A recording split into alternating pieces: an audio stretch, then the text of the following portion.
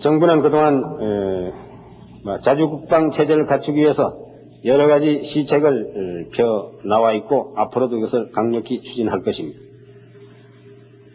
그 가운데에는 우리 국민들에게 알릴 수 있는 그런 분야도 있고 또 군사상 알릴 수 없는 그런 분야도 있긴 합니다만 먹고 살기도 바쁜 나라가 무슨 핵이야. 50년 전에는 모두가 한국을 비웃었습니다.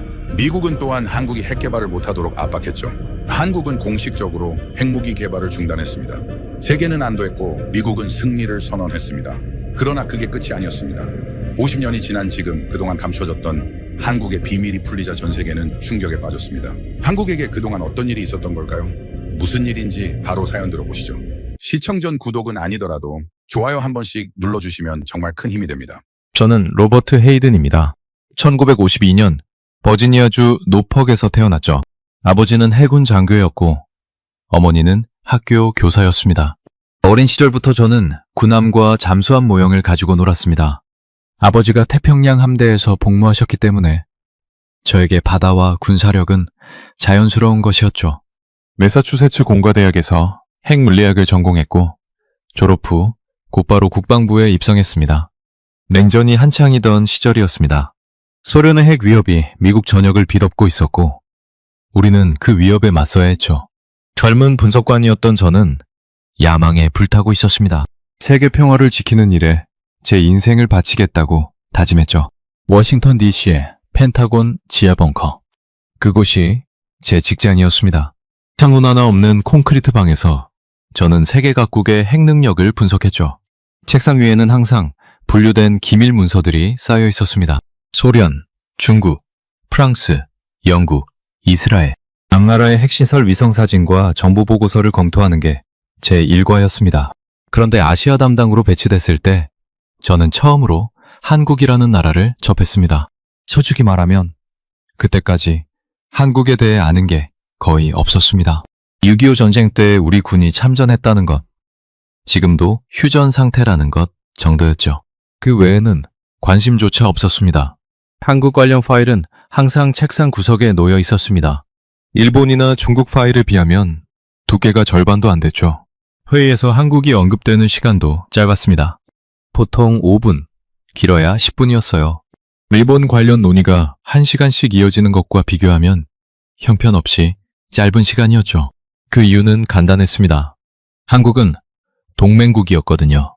미군이 주둔하고 있고 안보를 우리에게 의존하는 나라, 위협이 아니라 보호 대상이었습니다. 적어도 우리는 그렇게 생각했죠. 저는 그 구조에 의문을 갖지 않았습니다. 세계 질서란 원래 그런 거라고 믿었으니까요. 강대국이 약소국을 보호하고 약소국은 강대국의 우산 아래서 안전을 보장받는다. 그게 냉전 시대의 논리였습니다. 그런데 한국 관련 문서를 읽다 보면 반복되는 표현들이 있었습니다. 전쟁 트라우마, 자주국방 집착, 과도한 장기 계획. 처음에는 그냥 넘겼죠. 전쟁을 겪은 나라니까 그럴 수 있다고 생각했습니다. 하지만 읽으면 읽을수록 뭔가 이상했습니다. 이 작은 나라가 왜 이렇게 군사력에 집착하는 걸까? 미국의 보호를 받고 있는데 왜 독자적인 힘을 원하는 걸까? 그 중심에는 항상 한 이름이 등장했습니다. 박정희. 저는 그 이름을 볼 때마다 빨간 펜으로 동그라미를 쳤습니다. 주의 인물이라는 표시였죠. 위험한 야망을 품은 독재자. 그게 당시 미국 정보기관의 공식적인 평가였습니다. 저도 그 평가에 동의했습니다. 아니, 동의할 수밖에 없었죠.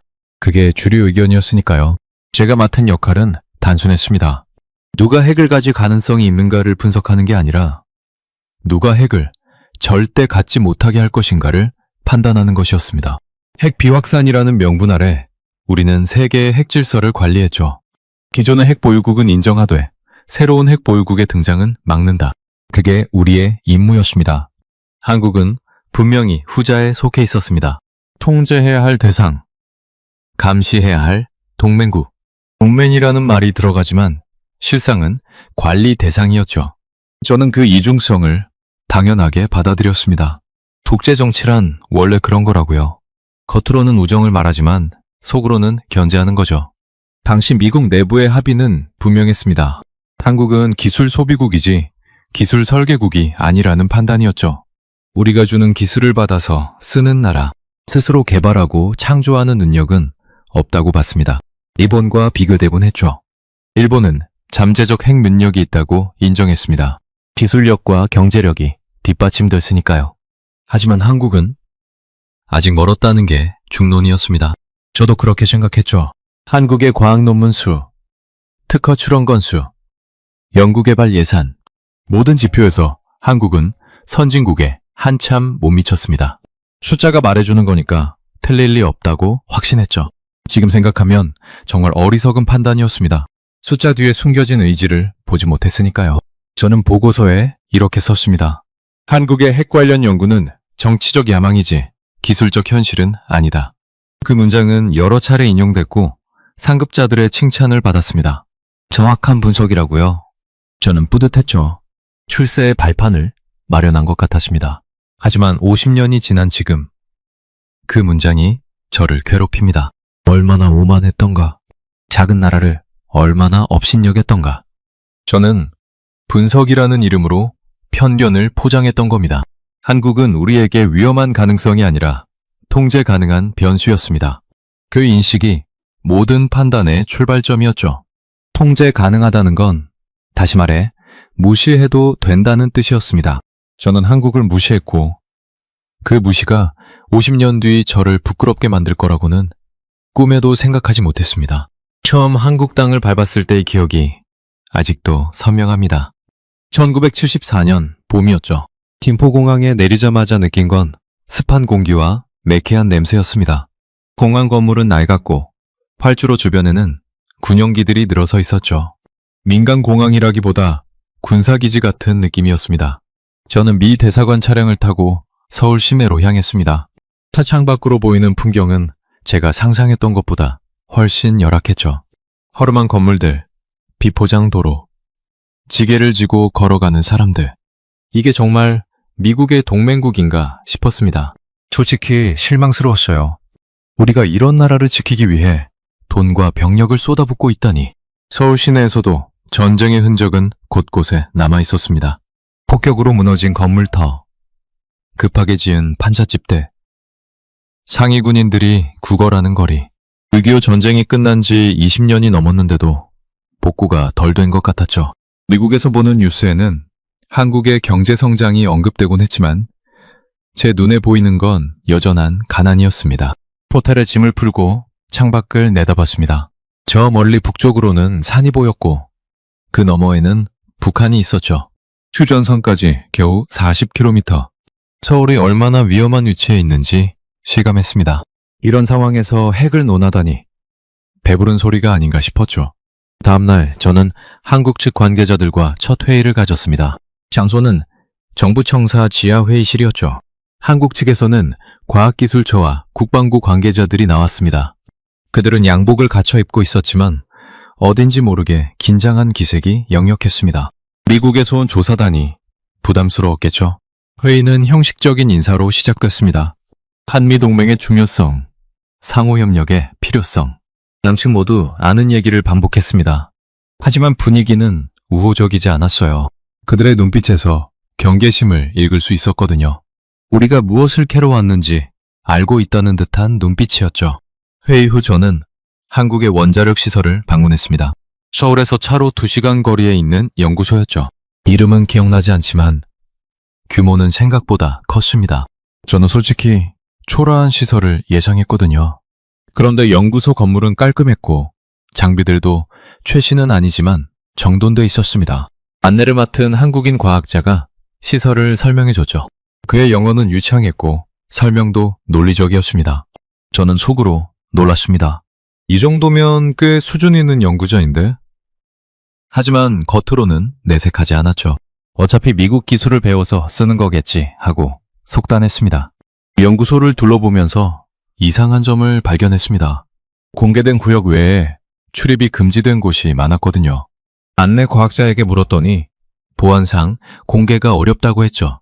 군사 관련 연구가 진행 중인 건가? 의심이 들었습니다. 하지만 증거는 없었어요. 우리가 볼 수 있는 건 순수 원자력 발전 연구뿐이었습니다. 저는 보고서에 의문점을 기록해뒀지만 결론은 내리지 않았습니다. 확실한 증거 없이 동맹국을 의심하는 건 외교적으로 문제가 될 수 있었으니까요. 돌이켜보면 그때 좀 더 파고들었어야 했습니다. 하지만 저는 그러지 않았죠. 한국을 과소평가했기 때문입니다. 공항에서 시내로 이동할 때 한 가지가 유독 눈에 띄었습니다. 군사시설이었죠. 도로 곳곳에 검문소가 있었고 군인들이 삼엄하게 경비를 서고 있었습니다. 민간 차량도 수시로 검문을 받았죠. 전시 상황이 아닌데도 이렇게 긴장된 분위기라니 이상했습니다. 안내를 맡은 미 대사관 직원에게 물었더니 이렇게 대답하더군요. 한국은 아직 전쟁 중이에요. 휴전일 뿐 종전이 아니니까요. 그 말이 와닿았습니다. 미국에서는 6.25 전쟁을 잊힌 전쟁이라고 부릅니다. 하지만 한국인들에게는 여전히 현재 진행형이었던 거죠. 그 긴장감 속에서 살아가는 사람들. 저는 처음으로 한국인들의 심정을 조금이나마 이해할 수 있었습니다. 하지만 이해한다고 해서 동의하는 건 아니었습니다. 저는 여전히 한국의 핵 개발 시도를 위험한 일탈로 봤죠. 미국의 해구산 아래 있으면서 왜 독자적인 핵을 원하는가? 동맹을 불신하는 건가? 아니면 다른 의도가 있는 건가? 저는 한국 지도부의 속내를 의심했습니다. 특히 박정희라는 인물이 마음에 걸렸죠. 그는 군인 출신 독재자였습니다. 쿠데타로 권력을 잡은 사람이죠. 그런 인물이 핵을 원한다? 위험천만한 일이라고 생각했습니다. 핵무기가 독재 정권의 손에 들어가면 어떻게 될지 뻔하니까 저는 그렇게 확신했습니다. 지금 생각하면 정말 편협한 시각이었죠. 박정희를 단순히 독재자로만 볼 게 아니었는데 말입니다. 서울에서의 마지막 밤. 저는 호텔바에서 술을 마시며 생각에 잠겼습니다. 이 나라는 대체 뭘까? 가난하지만 야심차고 작지만 굴복하지 않으려 한다. 미국의 도움 없이는 생존할 수 없으면서도 미국에 의존하기 싫어한다. 모순덩어리 같은 나라. 저는 그때 한국을 그렇게 정의했습니다. 하지만 그 모순이 사실은 강점이었다는 걸 저는 훨씬 나중에야 깨달았죠. 한국인들은 의존하면서도 독립을 준비하고 있었습니다. 겉으로는 순응하면서 속으로는 힘을 키우고 있었죠. 그 전략을 저는 완전히 놓쳤습니다. 아니, 보려고 하지 않았던 겁니다. 한국 출장에서 돌아온 후 저는 수집한 자료들을 정리하기 시작했습니다. 연구소에서 받은 문서들, 회의 녹취록, 현장 사진들, 책상 위에 펼쳐놓고 하나하나 검토했죠. 처음에는 별다른 게 없어 보였습니다. 원자력 발전소 건설 계획, 우라늄 농축 연구 현황, 방사선 의학 음용 사례, 평화적 이용이라는 명분에 맞는 내용들이었죠. 하지만 문서를 넘기면서 점점 불편해지기 시작했습니다. 뭔가 이상했거든요. 이건 단순한 원자력 발전 연구가 아니었습니다. 행간에 숨겨진 의도가 느껴졌죠. 중성자 반응 데이터가 눈에 들어왔습니다. 일반적인 발전 연구에서는 불필요한 수준의 정밀도였죠. 왜 이렇게 자세한 데이터가 필요한 걸까? 임계 질량 계산도 마찬가지였습니다. 우라늄 203호와 플루토늄 203구의 임계 질량을 소수점 이하까지 계산해뒀더군요. 원전에서는 필요 없는 정보입니다. 하지만 핵무기 설계에는 필수적이죠. 제 심장이 빨리 뛰기 시작했습니다. 설마 이 사람들이 정말로? 저는 문서를 더 꼼꼼히 읽기 시작했습니다. 열폭주 시나리오, 당사선 차폐 구조, 고폭 렌즈 설계, 핵무기를 직접 언급하지 않을 뿐 필요한 기술 요소들이 모두 담겨 있었습니다. 특히 고폭 실험 자료가 충격적이었습니다. 일반 폭발물 연구라고 돼 있었지만 내용은 명백히 내폭형 핵탄두 설계를 전제로 한 수준이었죠. 구형 충격파를 정확하게 생성하는 렌즈 배열, 동시점화 타이밍 계산, 압축 효율 극대화 방법, 이런 건 원자력 발전과 아무 관련이 없습니다. 오직 핵무기에만 필요한 기술이죠. 저는 손이 떨렸습니다. 이 자료를 상부에 보고해야 하나? 그러면 어떻게 될까? 미국이 한국에 강력히 항의할 겁니다. 동맹 관계에 금이 갈 수도 있죠. 외교적 파장이 두려웠습니다. 저는 고민 끝에 그 부분을 보고서에 쓰지 않았습니다. 지금까지도 후회되는 결정이죠. 이상했던 건 기술의 깊이뿐만이 아니었습니다. 시간표가 눈에 띄었죠. 5년 계획, 10년 계획, 20년 계획, 단계별로 목표가 정해져 있었고 각 단계마다 필요한 기술과 인력이 상세히 기록돼 있었습니다. 저는 그걸 보면서 소름이 돋았습니다. 이건 정권 하나로 끝낼 연구가 아니었거든요.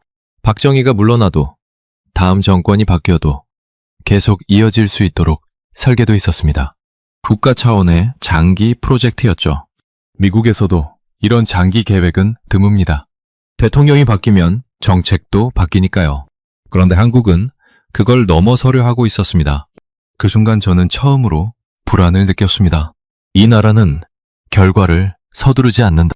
대부분의 개발도상국은 빠른 성과를 원합니다. 지도자의 임기 안에 뭔가를 보여줘야 하니까요. 북한의 김일성도, 리비아의 카다피도, 이라크의 사담 후세인도 그랬죠. 그들은 당장의 핵무기를 원했습니다. 하지만 한국은 달랐습니다. 세대를 넘어서는 계획을 세우고 있었죠. 조급함이 없었습니다. 그게 바로 가장 위험한 유형의 국가라는 사실을 그때는 몰랐습니다. 조급한 나라는 실수를 합니다. 하지만 인내하는 나라는 실수하지 않죠. 저는 서류더미 속에서 한 연구자의 손으로 쓴 메모를 발견했습니다. 공식 문서 사이에 끼워져 있었죠. 우리가 이걸 완성하지 못해도 괜찮다. 다음 세대가 이어갈 것이다. 그 문장이 이상하게 머릿속에 남았습니다. 미국에서는 상상하기 어려운 사고방식이었거든요. 우리나라 연구자들은 자신의 커리어를 생각합니다. 논문을 발표하고 상을 받고 명성을 얻으려 하죠. 자신이 살아있는 동안 결과를 보고 싶어 합니다. 그런데 이 한국인 연구자는 자신이 완성하지 못할 일을 위해 헌신하고 있었습니다. 대체 무슨 동기가 있는 걸까? 저는 그때 그걸 광기라고 생각했습니다. 결과 없는 연구에 인생을 바치다니 미친 짓 아닌가? 하지만 지금 돌아보면 그건 광기가 아니라 신념이었습니다. 나라를 위해 자신의 영광을 포기하는 신념. 개인보다 공동체를 우선시하는 가치관. 저는 그런 걸 이해하지 못했던 겁니다. 미국식 개인주의에 젖어 있었으니까요. 한국의 연구자들은 다른 세계관을 가지고 있었습니다. 그들에게 연구는 개인의 성취가 아니라 국가의 사명이었죠. 그 차이를 저는 당시에 전혀 파악하지 못했습니다. 아니, 파악하려 하지 않았던 거겠죠. 문서 검토를 마친 후 저는 긴 보고서를 작성했습니다. 결론은 이랬죠. 한국의 핵 관련 연구는 주의를 요하지만 당장의 위협은 아니다. 기술적 깊이는 예상보다 높으나 실제 무기화까지는 상당한 시간이 필요할 것으로 보인다. 외교적 압박과 기술 통제를 통해 관리 가능하다. 지금 읽으면 얼마나 안이한 결론인지 알 수 있습니다. 하지만 당시에는 그게 합리적인 판단이라고 믿었죠. 한국을 과소평가하는 게 미국 정보기관의 기본 자세였으니까요. 저는 그 흐름에 편승했고 그 대가를 나중에 치르게 됐습니다. 박정희라는 인물을 처음 연구하기 시작한 건 한국 출장 직후였습니다. 창고에서 지시가 내려왔거든요. 한국 지도자에 대한 심층 분석 보고서를 작성하라고요. 저는 자료를 모으기 시작했습니다. 그의 어린 시절, 일본 육사 졸업, 한국군 입대, 쿠데타, 그리고 집권, 파란만장한 인생이었죠. 하지만 저를 가장 놀라게 한 건 그의 경제정책이었습니다. 집권 후 그가 추진한 경제개발 계획은 놀라울 정도로 야심찼거든요. 가난한 농업국가를 산업강국으로 바꾸겠다는 목표. 대부분의 전문가들은 불가능하다고 했습니다. 저도 그렇게 생각했죠. 그런데 박정희는 불가능을 가능으로 만들어가고 있었습니다. 제가 한국을 방문했을 때 이미 경부고속도로가 완공돼 있었죠. 포항제철은 가동 중이었고 울산에는 조선소가 들어서고 있었습니다. 미국의 원조 없이는 살 수 없다던 나라가 자력갱생의 길을 걷고 있었죠. 저는 혼란스러웠습니다. 이건 내가 알던 한국이 아닌데. 가난하고 무기력하고 의존적인 나라가 아니라 역동적이고 야심차고 독립적인 나라. 두 이미지가 충돌했습니다. 저는 후자를 인정하기 싫었죠. 그러면 제 기존 판단이 틀렸다는 걸 인정해야 하니까요. 박정희 관련 보고서를 읽으면서 한 가지 공통점을 발견했습니다. 그는 단기 성과에 집착하지 않았다는 거죠. 대부분의 독재자들은 자신의 권력을 과시하고 싶어 합니다. 거대한 동상을 세우고 화려한 퍼레이드를 열고 당장 눈에 보이는 성과를 원하죠. 북한의 김일성이 그랬고 루마니아의 차우셰스쿠가 그랬습니다. 하지만 박정희는 달랐습니다. 그가 투자한 건 눈에 보이지 않는 것들이었죠. 교육, 기술, 인프라. 결과가 나오려면 수십 년이 걸리는 것들 말입니다. 왜 그랬을까요? 당장의 권력 과시보다 나라의 미래가 중요했던 걸까요? 그의 발언 중 가장 인상 깊었던 문장이 있습니다. 지금 만들면 막힌다. 이건 핵개발과 관련된 발언이었죠. 처음에 저는 이 말의 의미를 이해하지 못했습니다. 핵무기를 만들 수 있는데 왜 안 만든다는 건지 의아했거든요. 기술이 있다면 당연히 완성해야 하는 거 아닌가? 그게 상식적인 생각이죠. 하지만 박정희의 논리는 달랐습니다. 지금 핵무기를 완성하면 미국이 막을 것이다. 국제 제재를 받을 것이다. 동맹이 깨질 것이다. 그래서 당장 만들지 않겠다. 하지만 기술은 보존하겠다. 언젠가 필요할 때를 위해. 그 말의 진짜 의미를 깨닫는데 오랜 시간이 걸렸습니다. 그건 포기가 아니라 연기였죠. 기술을 포기하지 않겠다는 선언이었습니다. 미국의 반대는 그에게 장애물이 아니라 조건이었죠. 그는 그 조건 안에서 최선의 길을 찾았습니다. 핵무기는 만들지 않되 핵무기를 만들 능력은 갖추겠다. 그게 그의 전략이었습니다. 저는 그때 그걸 정치적 요령 정도로만 해석했죠. 미국의 압력을 피하기 위한 눈속임이라고요. 하지만 그건 전략적 인내였습니다. 50년을 내다보는 장기 전략이었죠. 박정희는 기술을 숨겼습니다. 핵개발 프로젝트라는 이름은 사라졌지만 연구는 계속됐죠. 이름만 바꿔서요. 핵개발팀은 원자력 연구소로, 무기설계팀은 산업기술팀으로 개편됐습니다. 연구자들은 교체되지 않았고 프로젝트는 형태만 바뀌었죠. 조직을 분산시켰습니다. 한 곳에 모아두면 눈에 띄니까요. 여러 기관에 나눠서 배치했습니다. 각자 자기 분야만 연구하는 것처럼 보이게요. 하지만 모든 조각을 모으면 하나의 그림이 완성되죠. 그리고 무엇보다 사람을 지켰습니다. 핵심 연구자들은 해고되지 않았고 새로운 인재들이 계속 충원됐습니다. 저는 그 정교함에 경탄하지 않을 수 없었습니다. 물론 당시에는 몰랐죠. 나중에야 전체 그림을 보게 된 겁니다. 박정희는 한 세대가 아니라 여러 세대를 내다보고 있었습니다.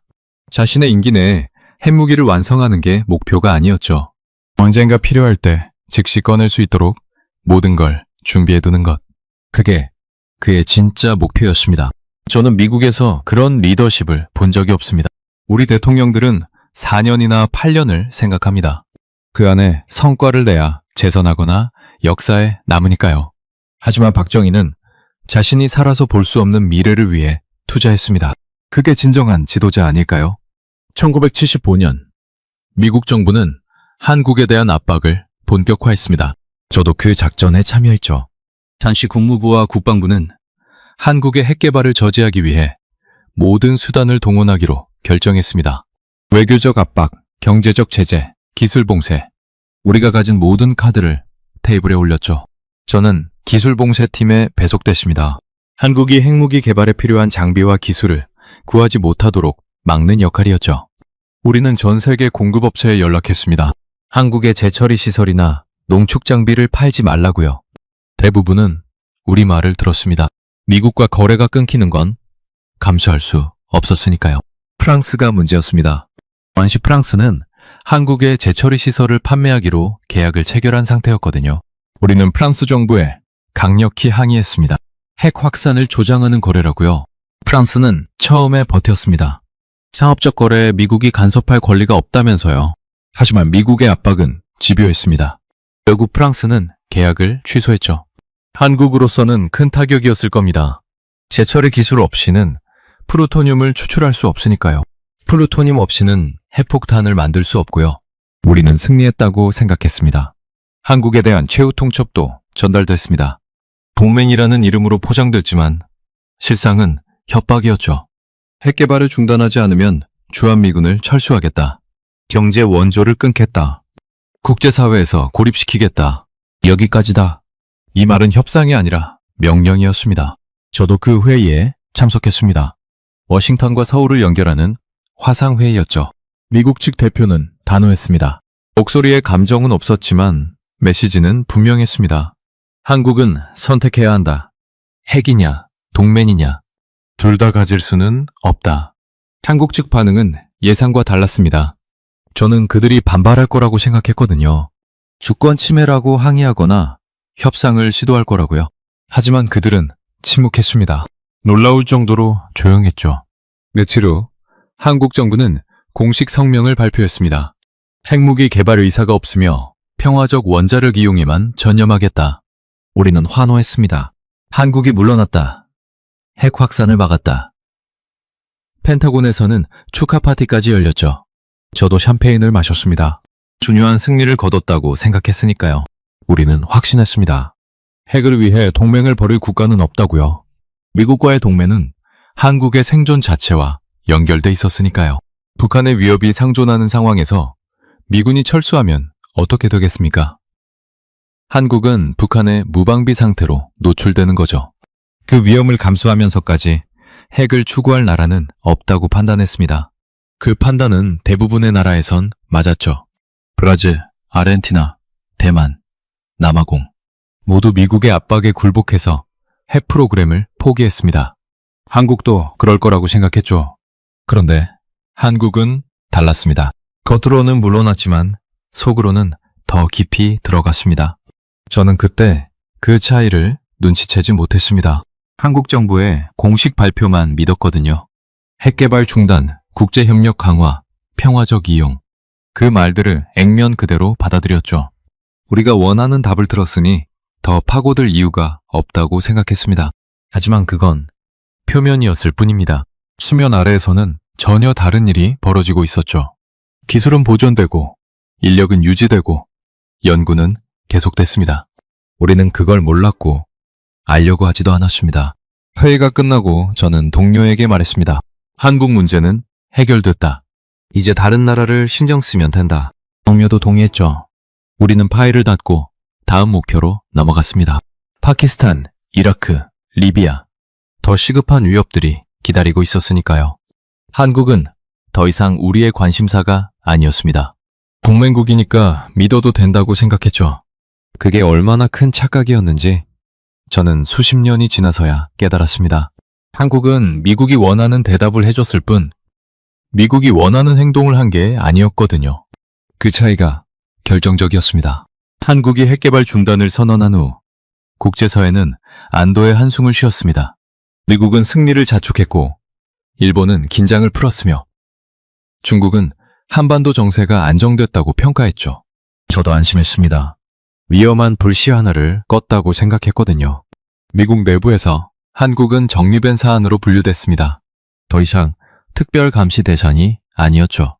물론 정례적인 모니터링은 계속됐지만 우선순위에서 밀려났습니다. 저도 다른 업무에 집중하게 됐죠. 이란, 이라크, 북한. 더 긴급한 위협들이 산적해 있었으니까요. 그런데 몇 년이 지나면서 이상한 정보가 들어오기 시작했습니다. 한국의 핵 관련 조직이 해체되지 않았다는 거였죠. 처음에는 오보라고 생각했습니다. 한국이 핵을 포기했는데 왜 조직을 유지하겠어요? 하지만 정보는 계속 들어왔습니다. 원자력 연구소의 인력이 그대로 유지되고 있다. 핵심 연구자들이 여전히 활동 중이다. 관련 예산도 줄지 않았다. 저는 고개를 갸웃거렸습니다. 단순히 평화적 원자력 연구를 위한 건가? 아니면 다른 의도가 있는 건가? 확인을 위해 한국의 과학학술지와 연구보고서를 조사했습니다. 놀라운 사실을 발견했죠. 한국 연구자들은 여전히 핵물리학 분야에서 활발히 논문을 발표하고 있었습니다. 물론 표면적으로는 원자력 발전 관련 연구였죠. 하지만 내용을 자세히 들여다보면 이중용도 기술이 많았습니다. 원전에도 쓸 수 있지만 핵무기에도 쓸 수 있는 기술들 말이죠.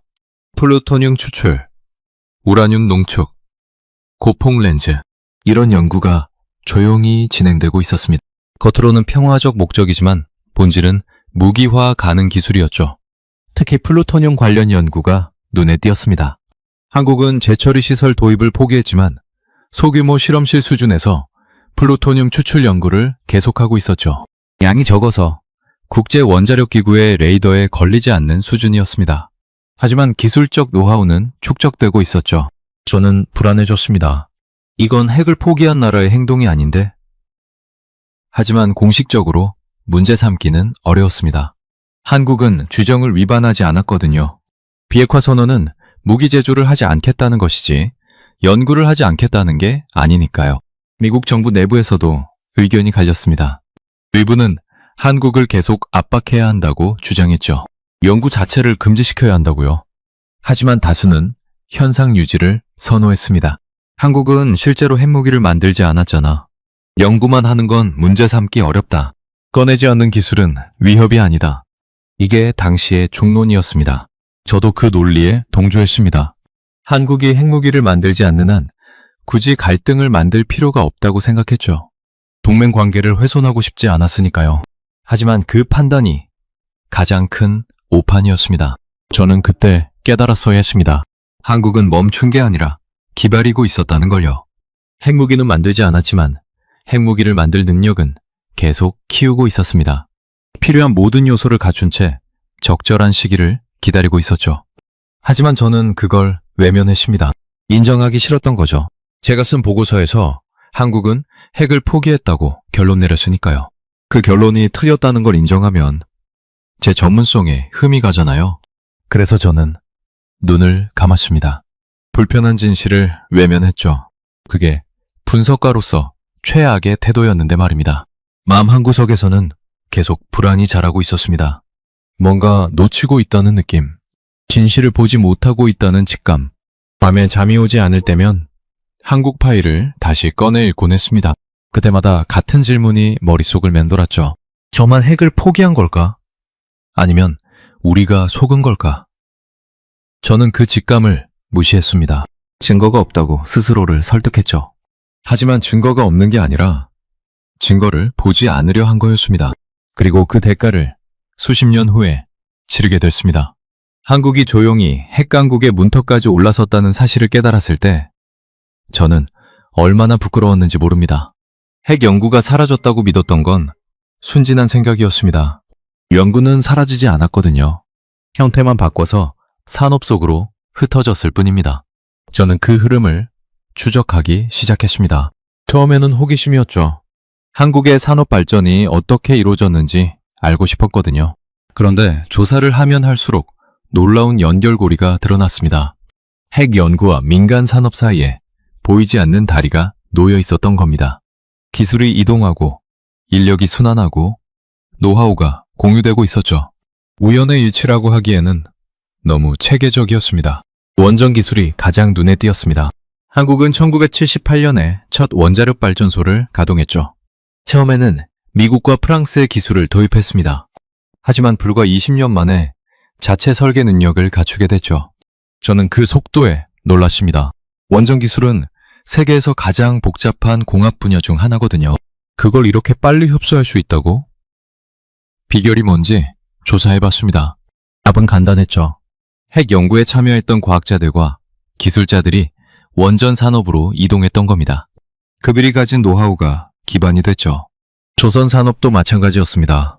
한국은 1970년대 초만 해도 소형 어선이나 만들던 나라였습니다. 그런데 1980년대에 세계 최대 조선 국가로 부상했죠. 어떻게 그게 가능했을까요? 배를 만드는 건 단순한 용접이 아닙니다. 고온 고압 환경에서의 금속 가공, 정밀한 구조 계산, 복잡한 시스템 통합이 필요하죠. 이런 기술들은 어디서 왔을까요? 핵 연구에서 축적된 노하우였습니다. 원자로를 설계할 때 필요한 연력학 계산, 압력용기 제작 기술, 당사선 차폐 구조, 이런 것들이 선박 건조에 응용됐죠.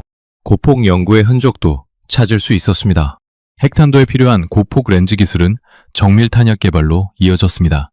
한국군이 보유한 각종 미사일과 포탄의 정확도가 세계 최고 수준인 이유가 여기에 있었죠. 열과 압력 계산 기술은 항공기 엔진과 가스터빈 개발에 활용됐습니다. 한국이 전투기를 자체 개발할 수 있게 된 배경에도 이 기술들이 있었죠. 저는 점점 더 큰 그림을 보게 됐습니다. 핵을 막자 한국은 나라 전체를 핵의 토양으로 만들었다는 걸요. 이건 우연이 아니었습니다. 의도된 분산이었죠. 박정희는 미국의 압박에 굴복하는 척하면서 실제로는 더 교묘한 전략을 실행했습니다. 핵연구라는 이름을 지우고 그 내용물을 산업 곳곳에 뿌려놓은 겁니다. 각각은 민간 기술로 보이지만 모으면 핵무기가 되는 구조. 천재적인 발상이었습니다. 저는 그걸 한참 뒤에야 깨달았습니다. 처음에는 그냥 산업 발전이라고만 해석했거든요. 한국이 열심히 일해서 경제를 성장시켰구나 하고요. 그게 핵보존 전략이라는 사실은 상상도 못했죠. 한국의 반도체 산업도 같은 맥락에서 이해할 수 있었습니다. 반도체는 극도로 정밀한 제조 공정이 필요합니다. 나노미터 단위의 정확도, 초고순도 소재, 극한 환경 제어. 이런 기술들은 핵 연구에서 축적됐던 역량과 겹칩니다. 원심 분리기를 만들 때 필요한 정밀 가공 기술, 방사성 물질을 다룰 때 필요한 순도 관리 기술. 이런 것들이 반도체 제조에 그대로 적용됐죠. 삼성과 현대가 세계 반도체 시장을 석권할 수 있었던 배경에는 이런 기술적 유산이 있었습니다. 저는 그제야 이해했습니다. 한국은 핵무기를 포기한 게 아니라 핵무기를 만들 수 있는 나라가 된 겁니다. 필요할 때 언제든 조립할 수 있도록 부품들을 산업 곳곳에 숨겨둔 거죠. 플루토늄은 원전에서 얻을 수 있습니다. 정밀 가공은 반도체 공장에서 합니다. 고폭 렌즈는 방산업체에서 만들죠. 운반 수단은 항공우주산업이 담당합니다. 각각은 합법적인 민간 산업이지만 모으면 핵무기가 됩니다. 이걸 조립하는 데 필요한 시간은 전문가들은 6개월이면 충분하다고 합니다. 어떤 이들은 3개월이면 된다고도 하죠. 저는 한국의 전략에 감탄하지 않을 수 없었습니다. 미국보다 한 수 위였다고 인정해야 했죠. 우리는 핵무기라는 형태만 봤습니다. 핵탄두가 있느냐 없느냐만 따졌죠. 하지만 한국은 형태가 아니라 본질을 봤습니다. 핵무기를 구성하는 기술 요소들을 확보하면 언제든 필요할 때 조립할 수 있다는 걸 알았죠. 그리고 그 기술 요소들을 민간 산업 속에 녹여버렸습니다. 눈에 보이지 않게요. 저는 35년간 핵 확산 방지에 종사했지만 이런 전략은 처음 봤습니다. 한국만의 독창적인 방식이었죠. 그 시절 연구자들의 이야기를 알게 된 건 은퇴 후였습니다. 한국의 옛 동료가 소개해준 노년의 과학자를 통해서였죠. 그는 박정희 시절부터 핵 연구에 참여했던 1세대 연구원이었습니다. 이제는 80이 넘은 노인이었지만 눈빛은 여전히 맑고 또렷했죠. 서울 외곽의 작은 아파트에서 그를 만났습니다. 거실에는 오래된 책들과 사진들이 빼곡했죠. 저기는 박정희 대통령과 함께 찍은 흑백 사진이 걸려 있었습니다. 연구소 준공식 때 찍은 사진이라고 하더군요. 저는 조심스럽게 질문을 시작했습니다. 선생님, 그때 정말 핵무기를 만들 수 있었습니까? 그가 잠시 침묵했습니다. 창밖을 바라보며 옛 기억을 더듬는 것 같았죠. 그러고는 담담하게 대답했습니다. 기술적으로는 가능했습니다. 다만 정치적 결정이 필요했을 뿐이죠. 저는 놀랐습니다. 그렇게 직접적으로 인정할 줄은 몰랐거든요. 좀 더 구체적으로 말씀해 주실 수 있습니까? 그가 천천히 설명하기 시작했습니다. 우리는 모든 단계를 연구했습니다. 우라늄 농축, 플루토늄 추출, 기폭장치 설계, 탄두 조립, 실험실 수준에서는 검증까지 마쳤죠. 저는 충격을 받았습니다. 미국 정보기관도 파악하지 못했던 사실이었거든요. 그런데 왜 완성하지 않았습니까? 제가 물었습니다. 그가 쓴웃음을 지었죠. 대통령께서 말씀하셨습니다. 지금 만들면 막힌다고요. 우리가 완성하는 순간 미국이 모든 걸 압수할 거라고 하셨죠. 그래서 마지막 단계만 남겨두라고 지시하셨습니다. 모든 준비를 마치되 최종 조립은 하지 말라고요. 저는 고개를 끄덕였습니다.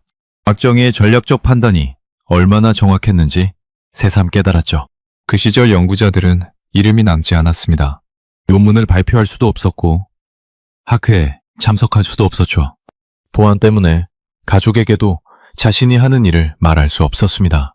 보상도 명예도 없었어요. 왜냐하면 핵무기를 만들지 않았기 때문입니다. 완성품이 없으니 성과를 인정받을 수 없었죠. 그들은 실패한 과학자로 역사에 기록될 수도 있었습니다. 목표를 달성하지 못한 사람들로요. 그럼에도 연구는 멈추지 않았습니다. 언젠가는 필요할 것이라는 믿음 하나로 버텼다고 하더군요. 그 믿음의 근원이 궁금했습니다. 어떻게 그렇게 오래 견딜 수 있었습니까? 성과도 없고 인정도 없는데요. 제가 물었습니다. 노인이 미소 지었죠. 대통령께서 약속하셨습니다. 국가는 여러분을 기억할 것이라고요. 그 말 한마디가 전부였습니다. 우리는 그 약속을 믿었어요. 그리고 국가는 정말로 우리를 끝까지 지켜줬습니다. 저는 그 말에 가슴이 뭉클해졌습니다. 얼마나 대단한 신뢰인가. 지도자와 연구자 사이에, 국가와 개인 사이에 믿음. 미국에서는 상상하기 어려운 관계였죠. 정권이 바뀌어도 핵심 연구자들은 보호됐다고 합니다. 박정희가 암살된 후에도, 전두환 정권에서도, 노태우 정권에서도 이름과 소속이 바뀌었을 뿐 그들은 계속 연구를 이어갔죠. 월급은 많지 않았지만 꾸준히 나왔습니다. 연구비도 끊기지 않았고요. 국가가 암묵적으로 그들을 지원하고 있었던 겁니다. 명시적인 지시 없이도요. 그게 어떻게 가능했을까요? 관료들 사이에 암묵적인 합의가 있었던 거죠. 이 사람들은 건드리면 안 된다는요. 박정희의 유산이 그렇게 이어졌습니다. 저는 나중에 그 연구자들 중 몇 명을 더 만날 기회가 있었습니다. 모두 노인이 된 그들은 하나같이 담담했죠. 그 외 없습니다. 제가 할 일을 했을 뿐이에요. 그 말이 저를 부끄럽게 만들었습니다. 저는 성과와 보상만 생각하며 살았거든요. 승진, 연봉, 명예. 그런 것들이 제 인생의 동력이었죠. 그런데 이 사람들은 아무것도 바라지 않고 국가를 위해 헌신했습니다. 몇십 년을 그렇게 살았죠. 그게 가능한 건 나라에 대한 사랑이 있었기 때문입니다. 대한민국이라는 나라가 자신들을 저버리지 않을 거라는 믿음. 저는 그런 믿음을 가져본 적이 없습니다. 그래서 더 존경스럽고 더 부러웠습니다. 은퇴 후 저는 한국을 여러 번 방문했습니다. 학술 교류라는 명목이었지만 사실 제 안의 의문을 풀고 싶었던 거죠. 34년간 한국을 분석했으면서도 정작 한국을 제대로 이해하지 못했다는 자괴감이 있었거든요. 제가 쓴 보고서들이 얼마나 피상적이었는지 은퇴하고 나서야 깨달았습니다. 숫자와 데이터만 봤지 그 뒤에 있는 사람들과 문화를 보지 못했죠. 그래서 직접 가서 보고 싶었습니다. 한국인들을 만나고 대화하고 이해하고 싶었습니다. 2023년 가을, 저는 대전에 있는 한국원자력연구원을 방문했습니다. 미국 과학 아카데미와 한국과학기술단체 총연합회의 교류 프로그램이었죠. 현대신 연구시설을 둘러보면서 감탄했습니다. 50년 전 제가 방문했던 초라한 연구소와는 비교가 안 됐거든요. 최첨단 장비, 세계적 수준의 연구원들, 체계적인 프로젝트 관리, 한국의 원자력 기술이 세계 최고 수준에 도달했다는 게 실감났습니다. 하지만 저를 가장 인상 깊게 한 건 시설이 아니라 사람이었습니다. 한 노년의 연구자를 소개받았습니다. 박정희 시절부터 이 분야에 종사해온 베테랑이었죠. 이제는 명예교수로 후학을 지도하고 있었습니다. 저는 조심스럽게 예전 이야기를 꺼냈습니다. 1970년대에 어떤 연구를 하셨습니까? 그가 잠시 저를 쳐다봤습니다. 제가 미국 국방부 출신이라는 걸 알고 있었겠죠. 하지만 경계하는 기색은 없었습니다. 오히려 담담하게 대답하더군요. 기술은 이미 있었습니다. 그 말에는 자랑도 분노도 없었습니다. 그저 사실을 말하는 것뿐이었죠. 저는 좀 더 캐물었습니다. 정말 핵무기를 만들 수 있었습니까? 그때의 기술 수준으로요? 그가 고개를 끄덕였습니다. 안 만든 게 아니라 안 꺼낸 겁니다. 그 대답이 저를 관통했죠. 지금까지 제가 믿어왔던 모든 것이 무너지는 느낌이었습니다. 한국은 핵을 못 만든 게 아니라 안 만든 거였다. 능력이 없어서가 아니라 선택을 한 거였다. 그 차이가 얼마나 큰지 아시겠습니까? 저는 35년간 한국을 과소평가해왔던 겁니다. 기술이 없다고, 능력이 부족하다고 단정지었죠. 완전히 틀렸습니다. 그는 좀 더 구체적으로 설명해줬습니다. 핵무기 제조에 필요한 각 단계를 하나하나 짚어가면서요. 우라늄 농축은 어느 수준까지 연구했고, 플루토늄 추출은 어떤 방법을 사용했으며, 기폭장치 설계는 어떻게 진행됐는지 너무 구체적이어서 부정할 수 없었습니다. 이론만 아는 사람의 설명이 아니었거든요. 취재로 해본 사람만이 말할 수 있는 디테일이 있었죠. 저는 할 말을 잃었습니다. 내가 정말 이 나라를 분석했던 건가? 아니면 그냥 겉핥기만 했던 건가? 저는 물었습니다. 왜요? 왜 만들지 않았습니까? 기술이 있었다면 완성할 수도 있었잖아요. 그가 미소 지었습니다. 국가는 준비만 하면 됩니다. 꺼내는 건 정치가 결정하는 거죠. 우리 과학자들의 임무는 준비를 완벽하게 하는 것이었습니다. 실제로 만들지 말지는 대통령과 정부가 결정할 문제였죠.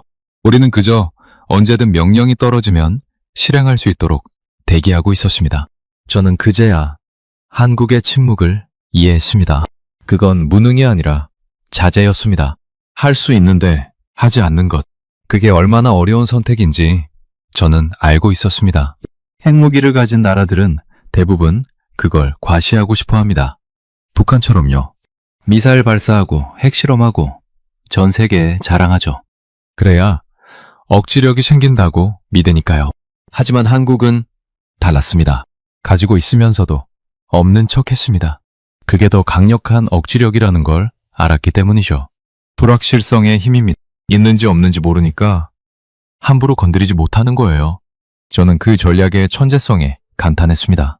그리고 그 앞에서 고개를 숙일 수밖에 없었습니다. 당신들이 옳았습니다. 우리가 틀렸어요. 2025년은 한국에게 특별한 해였습니다. 아시아 태평양 경제협력체 정상회의가 서울에서 열렸고 한미 양국은 역사적인 발표를 했죠. 핵 추진 잠수함 협력이었습니다. 저는 그 뉴스를 워싱턴의 집에서 봤습니다. 처음에는 외교적 수사라고 생각했죠. 미국이 동맹국에 하는 립 서비스 정도로요. 한국에 핵 추진 잠수함을 주겠다고? 설마. 그건 기술 이전의 최고 단계거든요. 미국이 가장 아끼는 군사 기밀 중 하나죠. 동맹국이라도 쉽게 공유하지 않습니다. 그런데 며칠 후 구체적인 계획이 발표됐습니다. 설계 일정, 역할 분담, 기술 이전 범위, 건조 장소. 세부 사항이 놀라울 정도로 상세했죠. 이건 그냥 선언이 아니었습니다. 실제로 추진되고 있는 프로젝트였습니다. 저는 놀랐습니다. 팅그 프로젝트의 속도가 아니었거든요. 보통 이런 대규모 무기 협력은 준비만 해도 5년, 10년이 걸립니다. 협상하고, 조율하고, 법적 절차를 밟고. 그런데 한미 핵잠 협력은 발표 후 바로 실행 단계로 들어갔죠. 이미 물밑에서 오랫동안 준비돼 있었다는 뜻입니다. 미국 국방부 내부에서도 의문이 터져 나왔습니다. 은퇴한 저에게도 연락이 왔죠. 옛 동료가 전화해서 물었습니다. 자네는 한국 전문가였잖아. 이게 어떻게 된 거야? 왜 이렇게 빠르지? 저는 쓴 웃음을 지을 수밖에 없었습니다. 이미 답을 알고 있었거든요. 한국은 50년 전부터 이 순간을 준비해왔습니다. 핵 추진 잠수함에 필요한 기술들, 소형 원자로, 특수강제, 추진 시스템, 소음 저감 기술, 모두 민간 산업에서 이미 개발돼 있었죠. 한국이 해야 할 건 그걸 조립하는 것뿐이었습니다. 한국의 조선업이 왜 세계 1위인지, 한국의 원전 기술이 왜 그렇게 뛰어난지, 저는 그제야 모든 퍼즐 조각이 맞춰지는 걸 느꼈습니다. 우연이 아니었습니다. 처음부터 계획된 거였죠. 박정희가 심은 씨앗이 50년 만에 열매를 맺은 겁니다. 핵 추진 잠수함은 핵무기 다음으로 민감한 기술입니다. 원자로를 소형화해서 잠수함에 넣어야 하거든요. 그 기술을 가진 나라는 전 세계에 6개국 뿐입니다. 미국, 러시아, 영국, 프랑스, 중국, 인도, 한국이 7번째가 되려 하고 있었죠. 저는 뉴스를 보면서 복잡한 감정을 느꼈습니다. 한편으로는 감탄했죠. 대단하다. 50년을 준비한 나라. 다른 한편으로는 부끄러웠습니다. 내가 그렇게 오랫동안 분석했으면서도 이걸 예측하지 못했다니. 제 보고서에는 늘 같은 결론이 있었거든요. 한국은 핵 능력이 없다. 기술적 현실이 뒷받침되지 않는다. 미국의 지원 없이는 첨단 무기를 개발할 수 없다. 전부 틀렸습니다. 한국은 처음부터 능력이 있었고 지원 없이도 해낼 수 있었으며 그저 적절한 시기를 기다렸을 뿐입니다. 동료들은 제게 물었습니다. 자네는 한국 전문가였잖아. 이런 걸 몰랐나? 저는 대답하지 못했습니다. 알면서도 외면했다고 말할 수 없었거든요. 제 보고서가 틀렸다는 걸 인정하는 건 어려운 일이었습니다. 35년간 쌓아온 전문가로서의 명성이 무너지는 느낌이었죠. 하지만 인정해야 했습니다. 저는 오만했습니다. 한국을 과소평가했죠. 작은 나라, 개발도상국, 미국의 보호가 필요한 동맹국. 그런 프레임으로만 봤습니다. 한국이 얼마나 강인하고 지혜로운 나라인지 보지 못했죠. 그 대가를 지금 치르고 있습니다. 물론 개인적인 대가일 뿐, 미국 전체가 손해를 본 건 아닙니다. 오히려 좋은 일이죠. 강한 동맹국은 미국에게도 이익이니까요. 하지만 분석가로서의 자존심은 크게 상했습니다. 제 인생을 바친 일에 저 이렇게 큰 실수를 했다니. 부끄럽지만 그래도 인정해야죠. 한국은 처음부터 우리보다 한 수 위였습니다. 그리고 50년을 기다리며 그걸 증명해냈습니다. 저는 그 앞에서 겸손해질 수밖에 없습니다. 군사 전문가들 사이에는 공공연한 비밀이 있습니다. 한국이 왜 강국인지에 대한 진짜 이유 말이죠. 표면적으로는 K9 자주포, KF-21 전투기, 천궁 미사일 같은 첨단 무기 때문이라고 합니다. 물론 그것도 대단한 성과입니다. K9은 세계 최고의 자주포로 인정받고 있고 폴란드가 수백 대를 구매했죠. KF-21은 4.5세대 전투기로 동남아와 중동 국가들이 관심을 보이고 있습니다. 천궁은 한국형 패트리어트라 불리며 수출 실적을 올리고 있죠. 하지만 진짜 이유는 따로 있습니다. 마음만 먹으면 즉시 핵무기를 만들 수 있기 때문입니다. 공개된 핵무기는 없지만 가능성은 완성형이죠. 이건 억지 주장이 아닙니다. 미국도 알고 있고 중국도 알고 있으며 러시아도 알고 있습니다.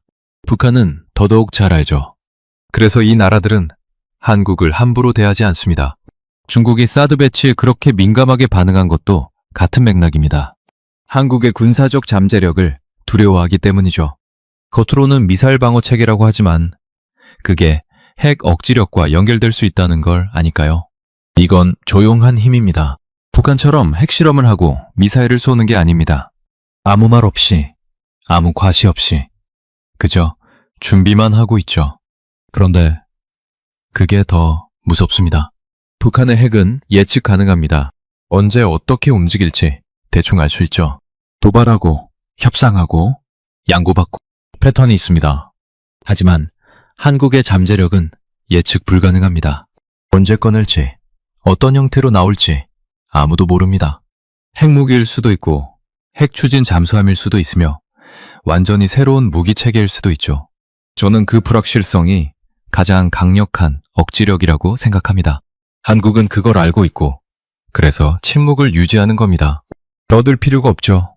힘이 있으면 과시할 필요가 없습니다. 진짜 강한 사람은 조용하잖아요. 나라도 마찬가지입니다. 북한은 약하니까 떠듭니다. 핵실험하고 미사일 쏘면서 관심을 끌려고 하죠. 하지만 한국은 강하니까 침묵합니다. 말하지 않아도 모두가 알고 있으니까요. 그 차이가 국제사회에서 한국의 위상을 결정합니다. 제가 아는 러시아 분석관이 한 번은 이렇게 말했습니다. 한국은 북한보다 더 무섭다. 핵을 가졌는지 안 가졌는지 모르니까. 저는 그 말에 동의합니다. 북한의 핵은 허세가 섞여 있습니다. 실제 성능이 어느 정도인지 불분명하죠. 탄두 소형화에 성공했는지, 운반 수단이 제대로 작동하는지, 요격당하지 않고 목표물에 도달할 수 있는지 다 불확실합니다. 하지만 한국은 다릅니다. 원전을 수출하고 로켓을 쏘고 반도체를 만드는 나라입니다. 기술력은 이미 증명됐죠. 그런 나라가 핵무기를 만들겠다고 결심하면 그건 허세가 아닙니다. 현실이 됩니다. 아무도 의심하지 않죠. 한국이 했다고 하면 진짜 한 겁니다. 그 신뢰도의 차이가 억지력의 차이입니다. 북한이 핵실험 10번 해도 못 얻는 걸 한국은 침묵으로 얻고 있습니다. 세계가 한국을 존중하는 이유는 바로 그것입니다. 핵무기를 가졌기 때문이 아니라 언제든 가질 수 있기 때문이죠. 그리고 그 능력을 책임감 있게 관리하고 있기 때문입니다. 한국의 전략은 완벽에 가깝습니다. 핵 비확산 조약을 위반하지 않았고 국제 원자력 기구의 사찰에 협조했으며 미국과의 동맹도 유지했습니다. 그러면서도 핵 잠재력은 계속 키워왔죠. 모든 규칙을 지키면서도 실질적인 힘을 확보한 겁니다. 저는 이런 전략을 본 적이 없습니다. 보통 나라들은 힘을 얻으려면 규칙을 어깁니다. 북한처럼요. 하지만 한국은 규칙 안에서 힘을 만들었습니다. 그게 더 어렵고 더 지속 가능하며 더 존경받는 방식이죠. 사실 미국은 알고 있었습니다. 한국의 핵 잠재력에 대해서요. 군사 보고서에도 그 가능성은 항상 존재했죠. 기밀 등급이 높은 문서에서는 더 구체적으로 다뤄졌습니다. 한국의 플루토늄 추출 능력, 우라늄 농축 기술 수준, 탄두 설계 역량 모두 파악하고 있었습니다. 저도 그런 보고서를 여러 번 읽었죠. 하지만 공개적으로 언급하지 않았습니다. 다만 꺼내지 않았을 뿐입니다. 왜냐고요? 한국이 침묵했기 때문입니다. 실제로 핵무기를 만들지 않았고 국제 규범을 위반하지 않았으며 도발적인 발언도 하지 않았습니다. 침묵은 위협을 낮춥니다. 북한처럼 떠들면 위협으로 인식됩니다. 제재를 받고 고립되고 군사적 대응을 초래하죠. 하지만 한국은 조용히 있었습니다. 그래서 미국도 조용히 넘어간 겁니다. 동맹국이 조용히 힘을 키우는 건 나쁜 일이 아니니까요. 오히려 좋은 일이죠. 동맹이 강해지면 미국의 부담이 줄어드니까요. 한국이 자력으로 북한을 억제할 수 있으면 미국이 직접 개입할 필요가 줄어듭니다. 그래서 우리는 한국의 행보를 묵인했습니다. 아는 척하지 않았을 뿐이죠. 저는 그 전략의 천재성을 나중에야 깨달았습니다. 한국은 미국의 심리를 정확히 읽었습니다. 미국은 핵 확산을 막고 싶어 하지만 동맹국과 싸우고 싶지는 않습니다. 한국이 조용히 있으면 미국도 조용히 넘어갈 겁니다. 한국이 떠들면 미국은 대응해야 합니다. 그 차이를 알았던 거죠. 그래서 한국은 절대로 자신의 핵 능력을 자랑하지 않았습니다. 공식적으로는 항상 비핵 국가임을 천명했죠. 하지만 비공식적으로는 모든 걸 갖추고 있었습니다. 핵무기를 가진 나라는 국제사회의 감시와 제재를 받습니다. 북한처럼요. 핵 비확산 조약을 탈퇴하고 핵실험을 하고 핵무기 보유를 선언하면 온갖 제재가 쏟아집니다. 경제 봉쇄, 외교 고립, 군사적 압박, 국가 생존 자체가 위협받죠. 하지만 핵 잠재력만 가진 나라는 감시 대상이 아닙니다. 규칙을 어기지 않았으니까요. 한국은 그 회색지대에 정확히 머물렀습니다. 핵을 가진 것처럼 행동하지 않으면서 핵을 가질 수 있는 능력은 계속 키웠죠. 그 인내는 박정희 시절부터 시작됐습니다. 무려 50년 이상을 기다린 겁니다. 한 세대도 아니고 두 세대가 넘는 시간이죠. 그동안 정권이 몇 번이나 바뀌었습니까? 민주화 운동, 외환 위기, 정권 교체, 격변의 시간이었습니다. 그런데도 핵 관련 역량은 계속 유지됐습니다. 어떻게 그게 가능했을까요? 국가 차원의 암묵적 합의가 있었기 때문입니다. 보수든 진보든 군부든 민간이든 이것만큼은 건드리지 않는다는 합의요. 미국 내부에서는 가끔 이런 논의가 있었습니다. 한국의 핵 잠재력을 공개적으로 언급해야 하지 않나? 그러면 한국에 압박을 가할 수 있지 않나? 하지만 그때마다 결론은 같았습니다. 굳이 건드릴 필요 없다. 한국은 동맹국이니까 문제를 만들 이유가 없다. 저도 그 결정에 동의했습니다. 외교적으로 현명한 선택이라고 생각했죠. 하지만 지금 생각하면 그건 한국의 전략에 말려든 거였습니다. 한국은 동맹이라는 방패 뒤에서 조용히 힘을 키웠습니다. 미국은 그걸 막을 명분도 의지도 없었습니다. 결국 한국의 승리였습니다. 미국을 적으로 만들지 않으면서 미국의 기술을 활용하고 미국의 무기나에 핵 잠재력을 완성했습니다. 동맹을 유지하면서도 독립적인 힘을 확보한 거죠. 이게 얼마나 어려운 일인지 아십니까? 대부분의 나라는 둘 중 하나를 선택합니다. 동맹을 유지하거나 독립적인 힘을 추구하거나. 하지만 한국은 둘 다 얻었습니다. 저는 그 외교적 균형 감각에 감탄합니다. 이건 우연이 아닙니다. 수십 년간 치밀하게 계획하고 실행한 결과죠. 박정희의 선택은 그 시절에는 미친 짓이라고 불렸습니다. 저도 그렇게 생각했죠. 1970년대 한국의 상황을 아십니까? 1인당 국민소득이 아프리카 가나보다 낮았습니다. 국민 대부분이 보릿고개를 경험했고 도시 빈민가에는 판잣집이 즐비했죠. 먹고 살기도 바쁜 나라였습니다. 하루 3끼 밥 먹는 게 소원인 사람들이 많았어요. 그런 나라에서 핵 연구를 하겠다고요? 당연히 반대가 많았습니다. 쌀이 먼저다. 연구는 배부른 소리다. 그런 목소리가 높았죠. 국회에서도 논쟁이 있었다고 합니다. 예산을 어디에 쓸 것인가? 농촌 개발에 쓸 것인가? 과학 연구에 쓸 것인가? 단장의 민생이 급한데 먼 미래를 위해 투자하는 게 옳은가? 합리적인 의문이었습니다. 대부분의 지도자라면 당장의 성과를 선택했을 겁니다. 선거가 있으니까요. 국민의 지지를 얻어야 하니까요. 하지만 박정희는 독재자였습니다. 선거 걱정이 없었죠. 그래서 장기적인 투자를 할 수 있었던 걸까요? 아이러니하지만 그런 면이 있습니다. 민주주의 국가에서는 장기 프로젝트가 어렵습니다. 4년이나 5년마다 정권이 바뀌니까요. 전임 정부의 정책을 뒤집는 경우도 많죠. 하지만 박정희는 18년간 집권했습니다. 그 시간 동안 일관된 방향으로 투자할 수 있었죠. 교육에 투자하고 산업에 투자하고 과학기술에 투자했습니다. 그 결과물이 오늘날 한국의 기반입니다. 물론 독재의 폐해도 많았습니다.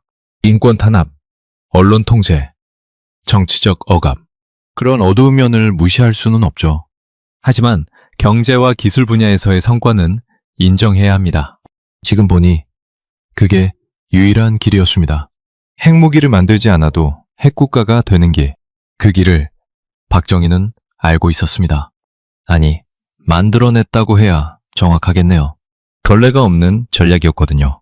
다른 나라들은 핵무기를 만들거나 완전히 포기하거나 둘 중 하나를 선택했습니다. 인도, 파키스탄, 이스라엘은 만들었죠. 브라질, 아르헨티나, 남아공은 포기했고요. 하지만 한국은 제3의 길을 갔습니다. 기술은 보존하고 무기는 만들지 않는 것, 준비는 완료하고 실행은 유보하는 것. 천재적인 발상이었습니다. 핵무기를 만들면 제재를 받습니다. 포기하면 힘을 잃죠. 하지만 한국식 접근은 두 가지 단점을 모두 피했습니다. 제재도 받지 않고 힘도 유지해줘. 언제든 필요하면 꺼낼 수 있는 상태로요. 저는 이런 전략을 본 적이 없습니다. 교과서에도 없고 선례도 없습니다. 박정희가 창안한 거죠. 물론 그가 혼자 생각해낸 건 아닐 겁니다. 참모들과 과학자들이 함께 구상했겠죠. 하지만 최종 결정은 그의 몫이었습니다. 그래서 박정희는 사람을 남겼습니다. 핵 연구에 참여한 과학자들을 보호하고 키웠죠. 그들이 한국의 미래라는 걸 알았기 때문입니다. 기술은 사람에게 있습니다. 장비는 살 수 있지만 노하우는 살 수 없죠. 사람을 키워야 기술이 축적됩니다. 박정희는 그걸 알았습니다. 그래서 연구자들의 처우를 개선하고 연구 환경을 만들어줬죠. 월급이 많지는 않았지만 안정적이었습니다. 정치적 격변 속에서도 그들은 보호받았죠. 기술도 버리지 않았습니다. 핵개발이라는 이름은 지웠지만 내용물은 산업 속에 숨겼습니다. 원전, 조선, 방산, 반도체, 각 분야로 분산시켰죠. 그래서 기술이 살아남았습니다. 그리고 시간을 샀습니다. 50년이라는 긴 시간을요. 당장의 성과를 포기하고 미래를 위해 투자한 겁니다. 저는 그 선택이 얼마나 어려웠을지 상상해 봅니다. 국민들은 당장 배고프다고 아우성치는데 먼 미래를 위해 돈을 쓰는 것. 대부분의 지도자는 그런 선택을 하지 못합니다. 하지만 박정희는 했습니다. 그게 한국을 만든 겁니다. 희생의 무게를 생각해 봅니다. 그 시절 연구자들이 감수한 것들이요. 그들은 젊음을 바쳤습니다. 가장 왕성하게 활동할 시기에 세상으로부터 숨어야 했죠. 자신이 하는 연구를 아무에게도 말할 수 없었습니다. 가족에게도요. 아버지가 무슨 일을 하는지 모르는 자녀들이 많았다고 합니다. 그냥 연구소에 다닌다고만 알았죠. 구체적인 내용은 비밀이었습니다. 친구들과 만나도 일 얘기는 할 수 없었습니다. 술자리에서 입이 가벼워지면 큰일 나니까요. 학문적 명예도 포기해야 했습니다. 논문을 발표할 수 없었거든요. 과학자에게 논문은 존재 증명입니다. 논문이 있어야 인정받고 승진하고 명성을 얻죠. 하지만 핵 연구자들은 논문을 쓸 수 없었습니다. 연구 내용이 기밀이니까요. 그래서 학계에서는 그들의 이름이 거의 알려지지 않았습니다. 국제학회에 참석하는 것도 제한됐죠. 해외 학자들과 교류할 기회가 없었습니다. 과학자로서 최악의 환경이었죠. 정치적 고립도 감수해야 했습니다. 미국의 압박 때문에 해외 활동이 제한됐거든요. 미국 유학도 어려워졌고 국제 공동 연구에서도 배제됐습니다. 한국의 핵 관련 인력이라는 딱지가 붙으면 어디서도 환영받지 못했죠. 그들은 국내에 갇혀 있어야 했습니다. 넓은 세상을 경험하지 못하고 좁은 연구실에서 평생을 보냈죠. 젊은 시절 해외에서 공부한 사람들은 그게 더 힘들었을 겁니다. 세상이 어떻게 돌아가는지 아는데 자신은 그 흐름에서 벗어나 있으니까요. 국제적 압박은 더 심했습니다. 핵 확산 방지라는 명목으로 한국의 모든 원자력 관련 활동이 감시 대상이 됐습니다. 국제 원자력 기구 사찰관들이 수시로 방문했죠. 연구 내용을 보고해야 했고 장비 구매도 승인을 받아야 했습니다. 자유롭게 연구할 수 없었습니다. 항상 누군가 지켜보고 있다는 느낌이었죠. 그 스트레스가 얼마나 컸을지 상상이 됩니다. 그래도 그들은 버텼습니다. 포기하지 않았죠. 그 모든 희생은 사라지지 않았습니다. 기술이 되어 남았습니다. 한국의 원전 기술은 세계 최고 수준에 도달했죠. 아랍에미리트 바라카 원전을 한국이 건설했습니다. 한국 역사상 최대 규모의 단일 수출 계약이었죠. 체코, 폴란드, 사우디아라비아에서도 한국 원전에 관심을 보이고 있습니다. 세계가 한국의 원자력 기술을 인정하고 있는 겁니다. 그 기반은 50년 전 희생한 연구자들이 만들었습니다. 산업이 되어 확장됐습니다. 조선업 세계 1위, 반도체 세계 1위, 디스플레이 세계 1위, 배터리 세계 1위. 이 모든 산업에 핵 연구의 기반 기술이 녹아 있습니다. 정밀 가공, 고온 고압 제어, 특수 소재 개발, 핵 연구에서 축적된 역량이 산업 경쟁력으로 이어진 거죠. 국방이 되어 완성됐습니다. K9 자주포, K2 전차, 천궁 미사일, 현무 탄도미사일, 세계가 인정하는 방산 강국이 됐습니다. 폴란드가 대규모로 한국 무기를 구매한 건 우연이 아닙니다. 문화가 되기도 했습니다. 한국인들의 끈기와 인내, 장기적 안목과 희생정신, 이런 것들이 국민성으로 자리 잡았죠. 불가능해 보이는 일에 도전하고 실패해도 포기하지 않고 세대를 이어 목표를 추구하는 문화. 반도체 산업도, K-팝도, 한국 영화도 그 연장선에 있습니다. 한국이 선진국 대열에 오른 건 우연이 아닙니다. 박정희 시절부터 축적된 기술과 인재, 그리고 국가에 대한 헌신이 만들어낸 결과입니다. 기적은 하루아침에 일어나지 않습니다. 한국의 성공은 세대를 이어 만들어진 겁니다. 핵은 결과가 아니라 과정의 상징입니다. 제가 50년간 한국을 관찰하면서 내린 결론이죠. 한국의 진짜 힘은 핵무기를 만들 수 있다는 게 아닙니다. 준비하는 태도에 있습니다. 어떤 목표를 세우면 3배를 넘어서 추구하는 것. 당장의 성과가 없어도 포기하지 않는 것. 쓰지 않아도 버리지 않는 것. 그게 한국의 힘입니다. 핵 잠재력은 그 힘의 한 가지 표현일 뿐이죠. 같은 태도가 반도체에도, 조선에도, 문화산업에도 적용됐습니다. 필요할 때를 아는 것도 중요합니다. 한국은 50년을 기다렸습니다. 그동안 핵무기를 만들 수 있었지만 만들지 않았죠. 왜요? 시기가 아니라고 판단했기 때문입니다. 북한의 위협이 있었지만 미국의 핵우산이 충분하다고 봤죠. 굳이 직접 만들어서 국제적 고립을 자초할 필요가 없었습니다. 하지만 상황이 바뀌면 달라질 수 있습니다. 미국의 핵우산이 흔들리거나 북한의 위협이 임계점을 넘으면요. 그때를 대비해서 준비만 해둔 겁니다. 그게 국가 전략입니다. 단기적 이익이 아니라 장기적 안보를 생각하는 것. 당장의 유혹에 흔들리지 않고 큰 그림을 보는 것. 저는 미국에서 일하면서 많은 나라를 봤습니다. 대부분의 나라는 지금 못 쓰면 버립니다. 연구 예산이 삭감되면 프로젝트가 중단되고 연구원들은 해고되죠. 정권이 바뀌면 이전 정부의 정책은 폐기됩니다. 그게 일반적인 나라들의 모습입니다. 미국도 마찬가지예요. 정권이 바뀌면 우선순위가 바뀝니다. 하지만 한국은 남겼습니다. 3배를 넘어 이어갔죠. 정권이 바뀌어도 핵심 역량은 보존됐습니다. 보수 정권이든 진보 정권이든 상관없었습니다. 김대중 정부 때도, 노무현 정부 때도, 이명박 정부 때도 원자력 연구는 계속됐고 방산 개발은 이어졌으며 핵심 인력은 유지됐습니다. 어떻게 그게 가능했을까요?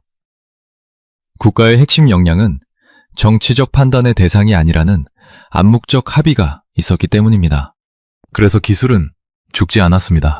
박정희 시절의 연구가 현재형이 되었습니다. 50년 전에 시작된 프로젝트가 지금도 진행 중이죠. 물론 이름은 바뀌었고 형태도 달라졌습니다. 하지만 핵심은 그대로입니다. 국가의 자주성을 위한 기술 개발, 강대국에 의존하지 않는 독립적 역량 확보, 그 목표는 변하지 않았습니다. 저는 그걸 지금 목격하고 있습니다.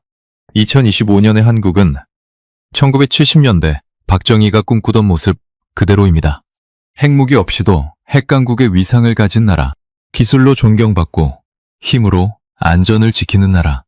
이건 역사입니다. 살아있는 역사죠. 저는 그 역사의 증인입니다. 처음에는 한국을 통제 대상으로만 봤습니다. 감시하고 압박해야 할 동맹국이라고 생각했죠. 하지만 50년이 지난 지금 저는 완전히 다른 눈으로 한국을 바라봅니다. 존경의 눈으로요. 한국은 가난을 이겨냈습니다. 전쟁의 상처를 딛고 일어섰죠. 강대국의 압박을 견디며 기술을 지켰습니다. 그리고 마침내 세계가 인정하는 나라가 됐습니다. 저는 그 여정에 감동받지 않을 수 없습니다. 한국이라는 나라는 정말 대단합니다. 작은 땅, 부족한 자원, 분단의 비극, 이 모든 역경을 이겨내고 여기까지 왔습니다.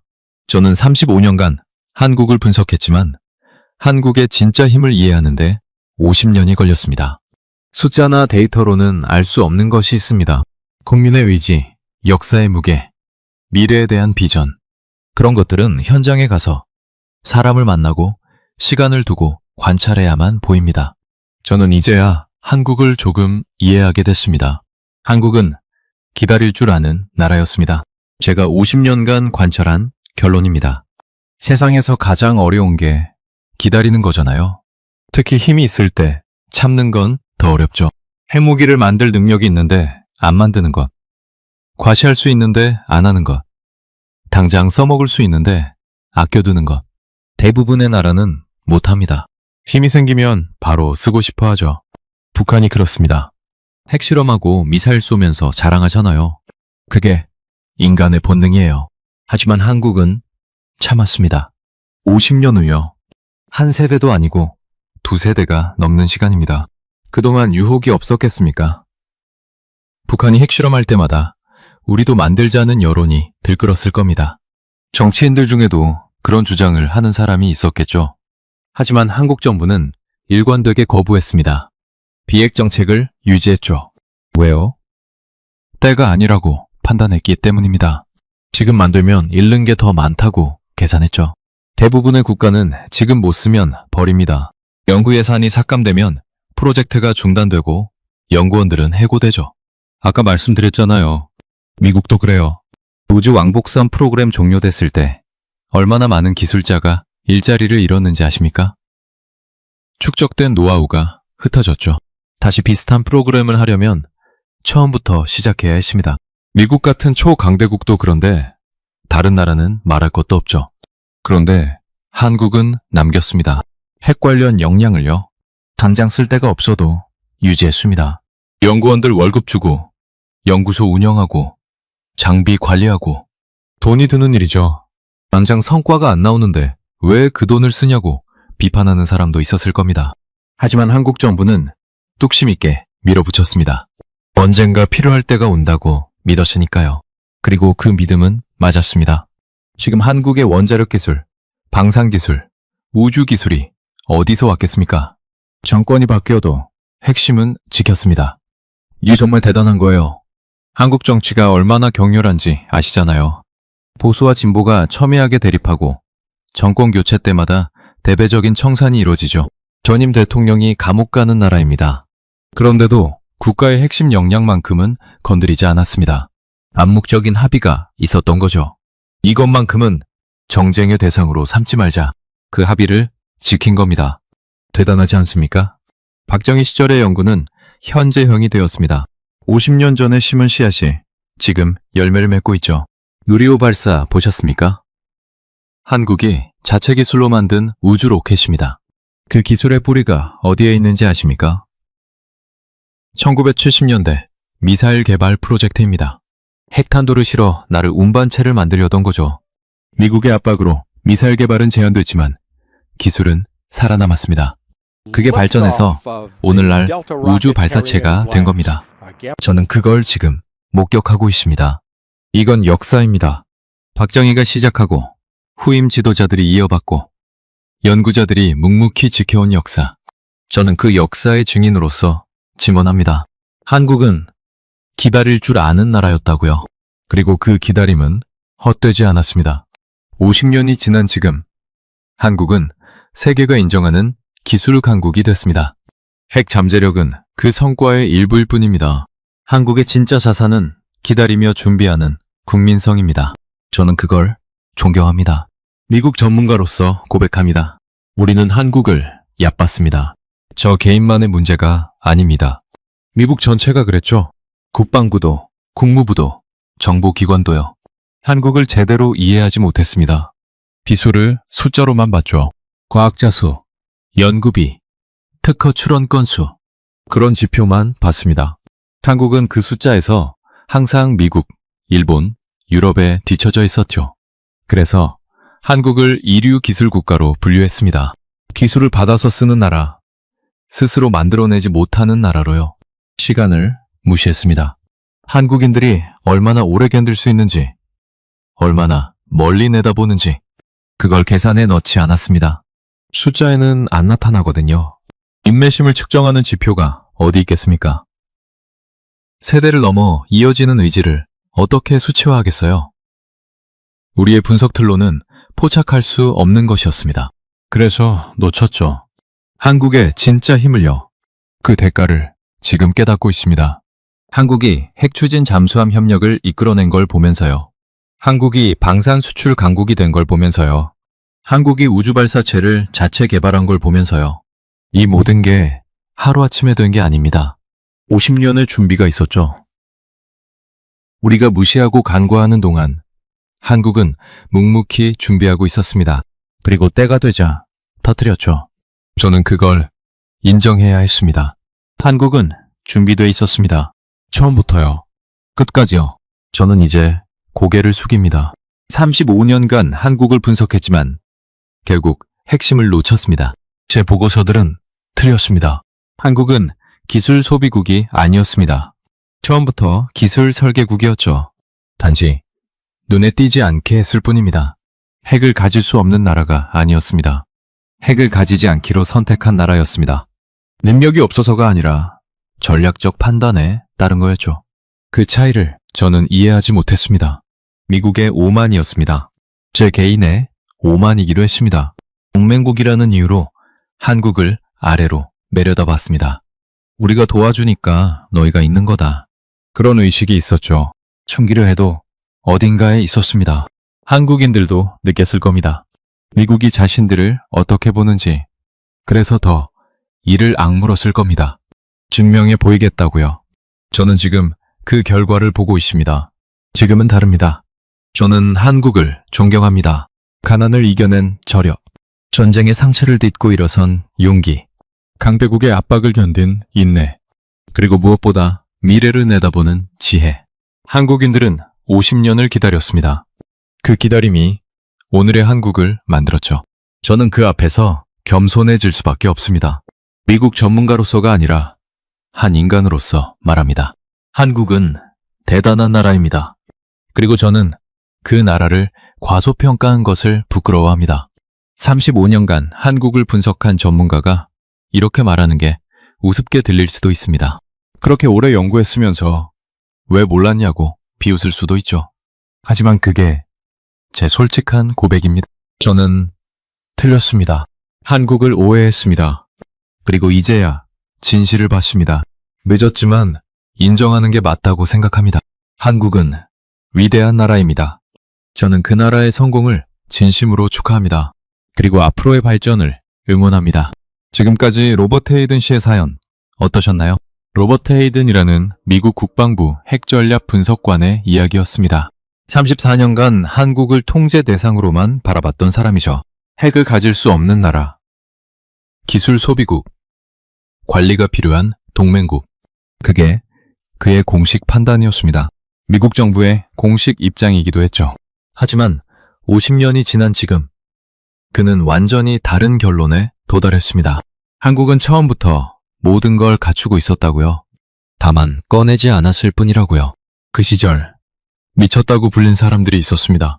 박정희 대통령과 그를 따랐던 과학자들이죠. 먹고 살기도 바쁜 나라에서 핵 연구에 모든 걸 걸었습니다. 당시에는 분수 모르는 짓이라고 손가락질 받았죠. 쌀이 먼저다. 당장 먹고 사는 게 문제지 과학 연구는 배부른 소리다. 그런 비난이 쏟아졌습니다. 미국도 압박했고 국제사회도 비판했죠. 하지만 그들은 물러서지 않았습니다. 비난을 감수하고 고립을 견디며 묵묵히 연구를 이어갔습니다. 그들은 미래를 봤습니다. 너무 멀리 봤을 뿐이었죠. 당장의 성과는 없었습니다. 눈에 보이는 결과물도 없었고요. 그래서 욕을 먹었습니다. 실패한 과학자, 세금 낭비, 비현실적인 망상, 그런 평가를 받았죠. 하지만 그래서 고립됐고, 고립됐기에 더 치열하게 연구했으며, 그래서 결국 성공했습니다. 대한민국은 그 위에 서 있습니다. 50년 전 씨앗이 오늘의 열매가 됐죠. 우리가 자랑스러워해야 할 역사입니다. 로버트 헤이든은 이제 한국을 존경한다고 말했습니다. 가난을 이겨낸 저력, 전쟁의 상처를 딛고 일어선 용기, 강대국의 압박을 견딘 인내, 그리고 50년을 기다린 지혜. 미국의 핵전략 전문가가 한국 앞에서 고개를 숙였습니다. 35년간 한국을 과소평가했던 자신을 부끄러워했죠. 그게 바로 대한민국의 힘입니다. 겉으로 떠들지 않아도, 과시하지 않아도 결국 인정받는 힘. 조용하지만 강한 힘 말이에요. 시청자 여러분, 우리는 그런 나라의 국민입니다. 우리 아버지 세대, 할아버지 세대가 이룩한 기적의 후손이죠. 배고프픔을 참으며 공장에서 일했던 분들, 해외에서 외화를 벌어오던 분들, 연구실에서 밤새 실험하던 분들, 그분들의 희생과 헌신이 오늘의 대한민국을 만들었습니다. 저는 그분들께 감사드립니다. 그리고 그 역사를 기억해야 한다고 생각합니다. 우리가 어디서 왔는지, 어떻게 여기까지 왔는지 말이에요. 앞으로도 한국은 계속 발전할 겁니다. 핵 추진 잠수함, 우주 개발, 인공지능, 바이오 기술, 새로운 도전이 기다리고 있죠. 하지만 걱정하지 않습니다. 50년을 기다릴 줄 아는 나라니까요. 어떤 어려움이 와도 이겨낼 겁니다. 우리 국민은 그런 저력이 있으니까요. 저는 대한민국의 미래를 믿습니다. 여러분도 믿으시죠? 여러분들의 생각을 댓글로 남겨주세요. 여러분의 관심이 더 좋은 콘텐츠를 만드는 원동력이 됩니다. 감동을 향한 여정, 감동여인이었습니다. 감사합니다.